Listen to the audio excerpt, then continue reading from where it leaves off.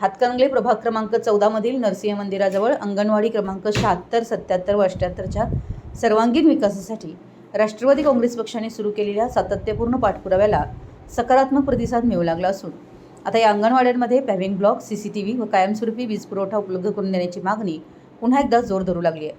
या संदर्भातील निवेदन हातकणंगले नगरपंचायतीच्या मुख्याधिकाऱ्यांच्या नावे सादर करण्यात आले।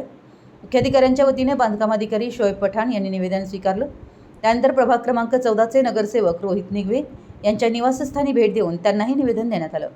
काही महिन्यांपूर्वी राष्ट्रवादी काँग्रेस पक्षाच्या पदाधिकाऱ्यांनी संबंधित अंगणवाड्यांना प्रत्यक्ष भेट देऊन तेथील मूलभूत सुविधांचा आढावा घेतला होता। त्यावेळी वीज पुरवठा, पिण्याच्या स्वच्छ पाण्याची सुविधा, स्वच्छता, सुरक्षा तसेच इतर अनेक मूलभूत समस्यांकडे प्रशासनाचं लक्ष वेधण्यात आलं। त्यानंतर पक्षाच्या शिष्टमंडळानं महिला व बालकल्याण विभाग, जिल्हा परिषद तसेच हातकणंगले नगरपंचायतीकडे सातत्याने पाठपुरावा करत आवश्यक उपाययोजनांची मागणी केली।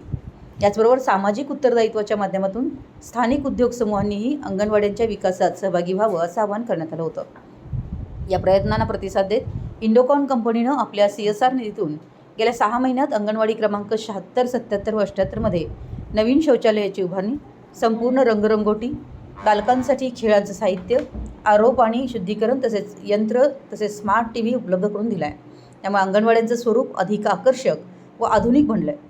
मात्र अद्याप या ठिकाणी नियमित वीज पुरवठा उपलब्ध नसल्यामुळं स्मार्ट TV आणि आरो फिल्टरचा लाभ बालकांना घेता येत नाही। ही बाब लक्षात घेऊन राष्ट्रवादी काँग्रेस पक्षाच्या पदाधिकाऱ्यांनी जिल्हा परिषद, महिला व बालकल्याण विभाग तसेच हातकणंगले नगरपंचायतीकडे सातत्याने पाठपुरावा करून वीज जोडणीची प्रक्रिया प्रत्यक्ष सुरू करून घेतली आहे। लवकरच वीज पुरवठा उपलब्ध झाल्यास अंगणवाडीतील विद्यार्थ्यांना आधुनिक शैक्षणिक सुविधा आणि शुद्ध पिण्याचं पाणी नियमितपणे उपलब्ध होणार आहे।